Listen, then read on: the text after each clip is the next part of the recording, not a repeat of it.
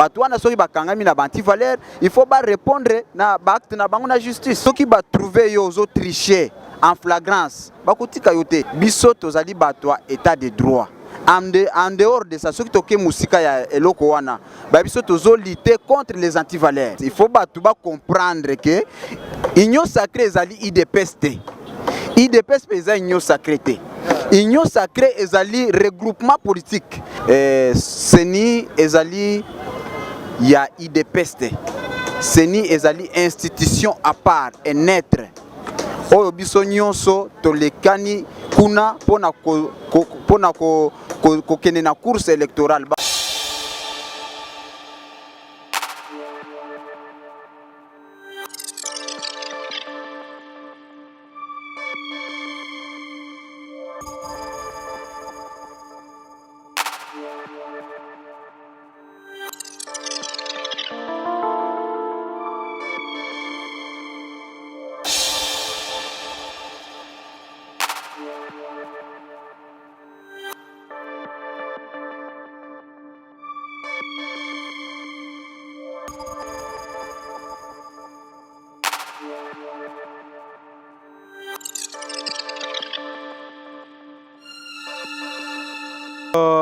Après la deuxième rang, tout le monde invalidé son administrateur Pouloulou, membre du conseil d'administration à la SNEL Auto Tangasikoyo, Kinke Moulumba, PCA à la RVA, Toleki, candidat invalidé son sénateur Mabaya Gizi, Evariste Boucha, professeur, Victorine Louessé, Mona Lux, ML, Jean Dédier Moleka, candidat invalidé et ministre provincial de Kinshasa. Il s'agit de Charles Mbutamutu. Charles Mbutamutu a na IDPS. Yaya. Bao nyonso tangi wana. Baza bato IDPS, baza bato union sacrée. Yaya. Bao nyonso tangi wana. Baza bato IDPS, baza bato union sacrée. Yaya. Bao nyonso tangi wana. Baza bato IDPS, baza bato union sacrée. Neti Mona Lix ozolo bawana. Na yebi bien. Aza commerçante munene na niveau kananga. Na yebi très bien. Aza commerçante munene mais aza muto IDPS te. Komoni a tozana deuxième nom Manouani Nana, prof ministre près de la présidente de la République. Merci mingi. Nana Manouani na azali membre na biso IDPS. Azali membre na biso IDPS. Azali muto alibanda te. Nazo reconnaître très bien. Pour azali muto na biso IDPS comme preuve. Soko comme même na Masimanimba. Atonga pe moi bureau ya section na kombo ya IDPS apesa yango parcelle mo mapesa IDPS. Aza muto ya IDPS to yebi ba œuvre na yepe na niveau ya parti na biso to yebi. Mais tangu ye a tombé déjà na banti valeur wana. Ezali te que parti ya ko défendre ye po aza muto parti présidentiel. Biloko bazo même nanzela muto akoko sang muto uti na kamwa boutique na ya parti mo boye tellement zappé quelque part na kati aye ko soutenir vision ya chef de l'état parce que union sacrée ezali yangonde est regroupé batu nyonso alors eza plateforme politique mais ezalité parti politique cher ya chef de l'état ndenge tozolo bawa Didier Mazenga nazo éclaircir bandeko bazola na biso ba comprendre Didier Mazenga za muto IDPS Didier Mazenga azali mutu ya Palu aza bato ya Palu mais bazali na bazo soutenir vision chef de l'état.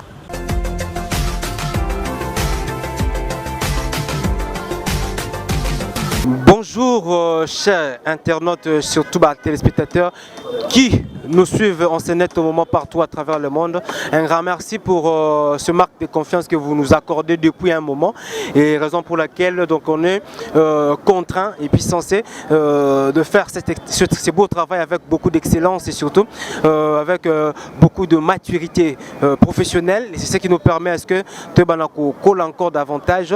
Merci à l'Éternel Dieu à permettre encore tous à l'envie, pourquoi pas fidèle partenaire Nabiso, Bandeko, pour soutenir Nabiso de près tout comme de loin. Donc c'est votre émission Priorité Congo, le lotoyen, na siège il y a eu de personnes pour un sujet vraiment capital, les invalidés candidats de l'UDPS Oyo Seni à Utaikiko Tangela Biso liste Bandeko Baza invalidé.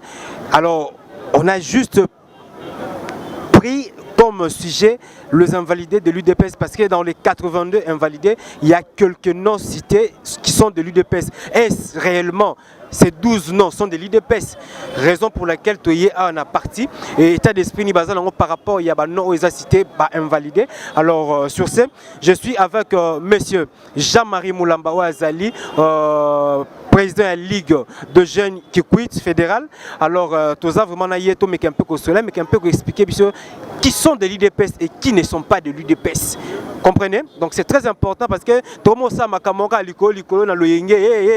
non. On ne peut pas continuer dans l'imbroglio. Alors il faut vraiment les choses soient éclaircies, il faut que les choses soient clarifiées vraiment. Alors je m'en irai directement vers mon invité. Bonjour monsieur. Bonjour messieurs les journalistes. Oui, bonne année. Heureux qu'on s'est présenté. Au délai de présentation, on a Sali. Merci Nazali, président Ligue des Jeunes, premier vice-président Ligue des Jeunes, Fédération de Kikwit. Na bengami na kombo ya Jean-Marie Moulamba Lungonzo. Merci. Oui, merci surtout pour votre temps dans l'interview aussi quoi. Accordé Bissot. Ce qui nous a amené ici, c'est par rapport à invalidation, il y a des candidats députés nationaux ainsi que provinciaux, pourquoi pas conseillers municipaux. Au CENI a remarqué tricherie et surtout fraude énorme. Il y a un lot Mimi Bissot, mais tout le monde 12 noms. Oui, il y a UDPS. Et donc, quel état d'esprit pour recevoir d'abord un message voilà. Merci mingi messieurs les journalistes pour na motuna opotuko tunangai. Nabi ke Seni ezali ya IDPS. Seni ezali institution à part et naître. Oyo biso nyonso tolekani kuna pona kokende na course électorale bango bazali naître bazali institution propre à IDPS. Ce qui va trouver yo na ba anti-valeur. Bakolekisa yote. Ceux qui va trouver yo zo tricher en flagrance. Bakotika yote parce que ezali te que tango bakuti oza muto IDPS olati couleur IDPS okende ko tricher yango te biso tozali batwa état de droit. En dehors de ça, ceux qui toke musika ya eloko wana, ba biso tozo lutter contre les anti-valeurs.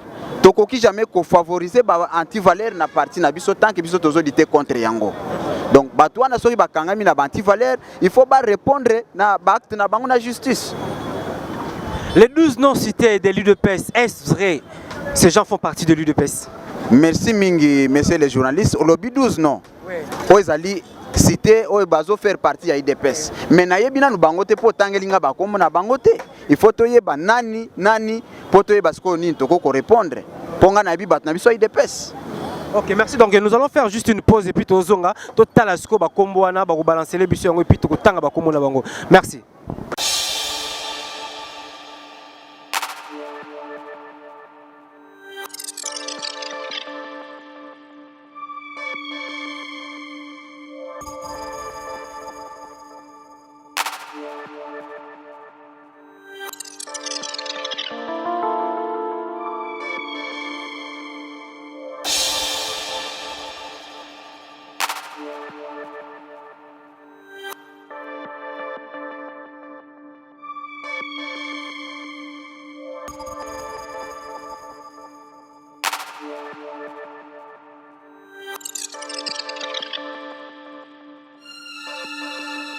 Dans la image déjà comment est-ce que Seni a déclaré Bandekwana invalide donc candidature n'a pas invalidé donc toujours sur la peine de Rolanga Jean-Marie Moulamba et Jean-Marie Moulamba pardon par rapport à l'information et comme l'émission a commis sur les 82 candidats invalidés par la CENI 12 sont de l'UDPS.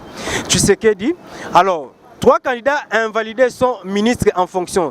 Didier Manzenga, ministre du Tourisme. Manouani, c'est 3 hauts. Manouani, Nana Prof, ministre près du président de la République. Antoinette Kipoulou, ministre de la formation professionnelle. Tous ceux qui ont les 3 noms de Didier Manzenga, Namoni, Madame Nana, et puis Namona Antoine Kipoulou. Et ces 3 noms sont de l'IDPS. Merci mingi ndeko journaliste na motuno posé ngai. Tangu yo lobi ke 12 personnes au bazali invalidées par la CENI bazo utana liste na biso IDPS na kanisa kineti oko tangilanga Peter Kazadi oko tangilanga Augustin Kabuya oko tangilanga Tony Mwaba oko tangilanga batu na biso oh biso toyebi ke baza bato ya IDPS mais Didier Mazenga aza moto ya IDPS te omoni ke biloko bazo même na nzela moto akoko sang moto auti na kamwa boutique na ya parti mo boye tellement zappé quelque part na kati aye ko soutenir vision ya chef de l'État parce que union sacrée ezali yangonde et regrouper batu nyonso alors eza plateforme politique mais ezalité parti politique cher ya chef de l'État ndenge tozolo bawa Didier Mazenga nazo éclaircir bandeko bazolanda biso ba comprendre Didier Mazenga za moto ya IDPS te Didier Mazenga azali moto ya Palu aza bato Palu mais bazali na bazo soutenir vision chef de l'État tozana ba ona union sacrée tokene musika lisusu na ndeko yo tangi nani Antoinette Kipulu aza moto ya IDPS te moko nini akoma na IDPS soki aza moto ya IDPS atangi la biso Céline na ye eza wapi ponga na fandi na fana na masimanimba na yebi ba Céline eza wana alors mutu akoko adhéré te na exécutif ayebisa ngai soki adhésion esali makawe na exécutif soki azali mutu ya IDPS depuis quand kota na IDPS po biso toyebi esika wuti toyebi kaza mutu ya union sacrée eza IDPS te. Ok, donc il ne faut pas confondre candidat au bazan à l'Union sacrée comme étant plateforme aux regroupement, parti politique qui accompagner le chef de l'État. Na UDPS, faut confusion, tout le monde place. Merci, messieurs les journalistes. Il faut comprendre que l'Union sacrée est l'IDPS. IDPS est l'Union sacrée. L'Union sacrée est le regroupement politique. Alors, biabiso ezali chef de l'État ndazali oya bimina IDPS ezali chef de l'État nda benga ki batu nyonso na kosala union sacrée tangu baye ko soutenir vision chef de l'État ezali te ke bango bakomi batu ya IDPS te eza batu ya IDPS te baza batu ya union sacrée chaque mutu azana ndaku na ye na esika ya fandaka tant awa to kuta nde na wenze ezali nani gouvernement c'est ça le monde. OK. Mais au juste na 12 non bazo ba ya IDPS wana banani bina baza ba vrai bana IDPS. Merci mingi mais monsieur journaliste otangelinga kombo nyonso te na yoki ka kombo ya Nana Mananina wazali nana komoni a tozana deuxième nom Mananina Nana prof ministre près de la présidente de la République. Merci mingi Nana Mananina azali membre na biso ya IDPS azali membre na biso ya IDPS azali mutu alibanda te nazo reconnaître très bien po azali mutu na biso ya IDPS comme preuve soko komi même na masimanimba atonga pe moi bureau ya section na kombo ya IDPS apesa yango parcelle mo mapesa IDPS aza mutu ya IDPS toyebi ba œuvre na ye pe na niveau ya parti na biso toyebi ye mais tangu ye a tombé déjà na banti valeur wana ezali te ke parti ya ko défendre ye po aza mutu a parti présidentiel tango asali ba acte na ye ba kangi ye na ba tricherie c'est-à-dire eza charge na ye moko bakoda tisango te na parti ya IDPS parce que biso tozo lutter contre les antivaleurs. Et bon ndeko pichu to bengi na kombo ya Ntingi Pululu aza mutu ya IDPS te aza na union sacrée aza mutu ya IDPS te omoni ke tango opposé nga tuna oya Nana Mananina défendre mamoka azali membre na biso ya IDPS mais tellement aza déjà bakangi na banti valeur normalement il fallait répondre eza droit ya CENI parce que CENI ezali organe moko neutre ezo faire partie te na politique na aucun parti ya politique donc il faut répondre. Ok, merci. Donc, nous allons continuer la lecture. Oh, non, on cité. Ah, ce qu'on moni mort les sous-agents sur IDPS, tout ce qui place wana, te parle plus sur. Alors, liste saison continue. Tout moni awa. Après, la deuxième rang, tout moni invalidé son administrateur Ntingi Pululu, membre du conseil d'administration à la SNEL Auto Tangasikoyo, Kinke Mulumba, PCA à la RVA, Toleki, candidat invalidé son sénateur. Mabaya Gizi, Evariste Boucha, professeur, Victorine Louessé, Mona Lux, ML, Jean Dédier Moleka, candidat invalidé et ministre provincial de Kinshasa. Il s'agit de Charles Mbutamutu. Charles Mbutamutu a dans IDPS. Yaya. Bao nyonso tangi wana. Baza bato IDPS te, baza bato union sacrée. Neti Mona Lux ozolo bawana. Na yebi bien. Aza commerçante munene na niveau kananga. Na yebi très bien. Aza commerçante munene mais aza muto IDPS te. Oui, baza bato union sacrée. Bokomo boss na bato IDPS na moni.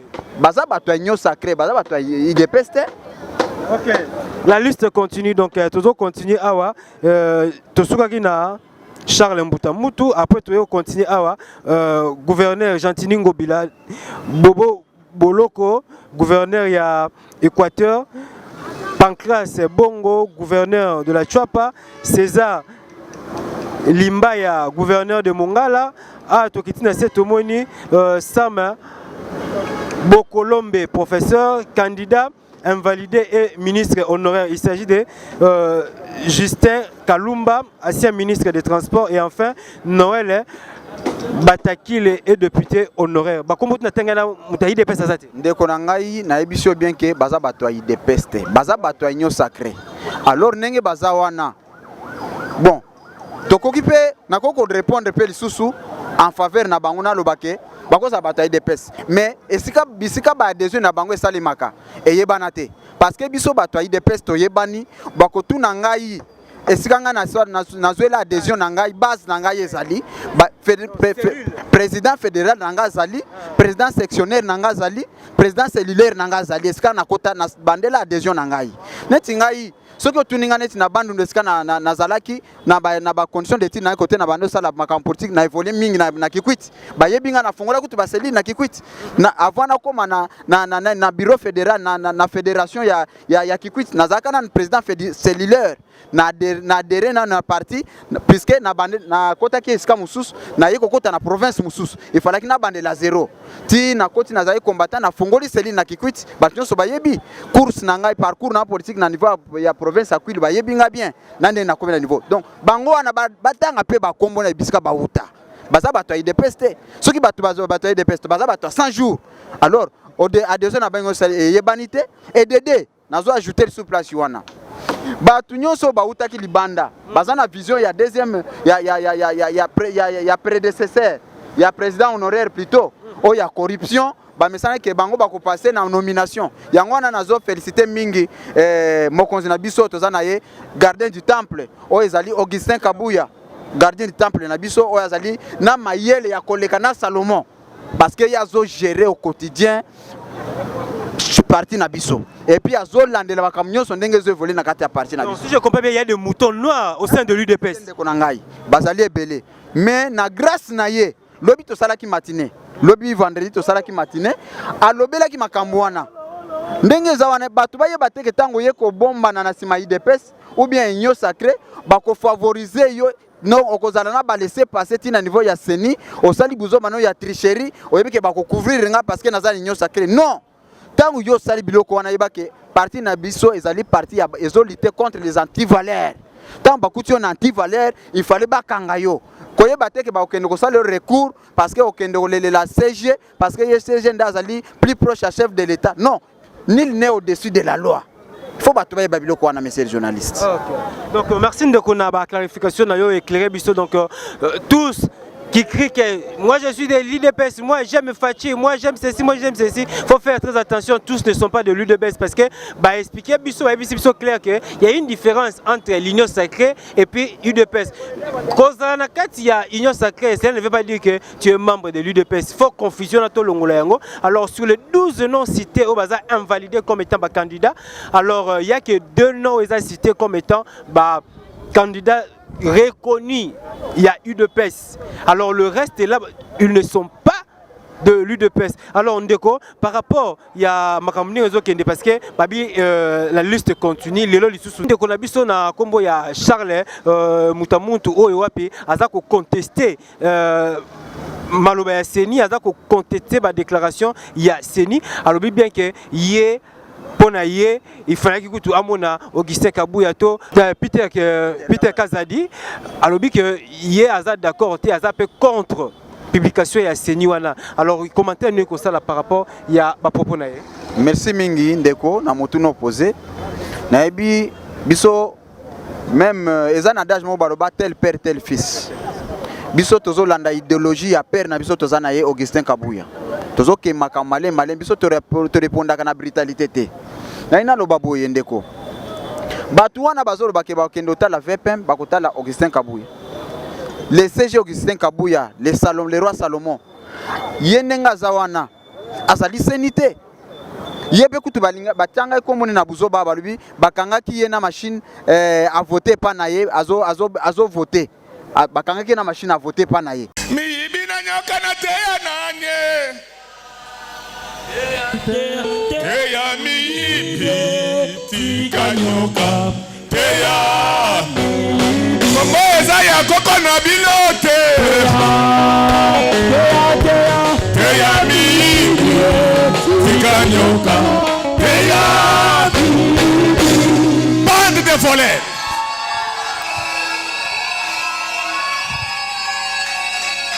Bien-aimés, les gens meurent dans les hôpitaux à cause de ces voleurs.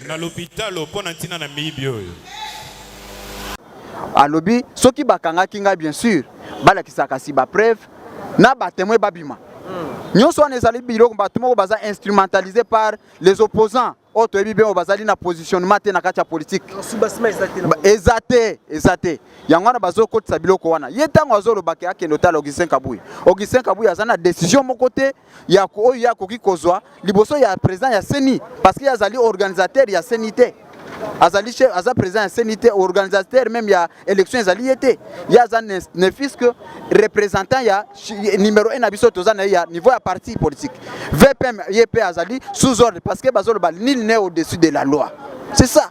Ce qui va invalider ye ayebake ba invalider ye pour na cause de ye moko aza conscient ata boy na miso abato mais motema na ye moko eza conscient yebi pourquoi ba invalider ye. C'est ça au moins. Merci, donc je signale déjà que c'est déjà la fin parce que c'était juste un petit entretien entre Ngaïna Ndekonangai et Jean-Marie Moulamba Ouazali, coordonnateur, président. Il y a Ligue des jeunes à niveau de Kikwiti, il y a Fédération, donc merci. Nathan Pessibiso, juste un message de Bandeko Bazota Labiso et Bandeko Pé Kikwiti, Bakota Labiso, message de Kopé Sabango. Et Narolingape au conclure. Par rapport, il y a réélection, il y a chef de l'État, message ne peut pas ça Bandeko. Merci Mingi Bandeko. Na binonyo so bozolanda biso. O bozolanda biso na pourquoi? Bonsoir. O bozolanda biso en direct. Bonne journée quand même. Mais na otozolo bawa na yebisi bino ke betu sala ki salo ambote en faveur ya chef de l'État. Bana Kikwiti mekudi songande boke nyonso boke na nima chef de l'État.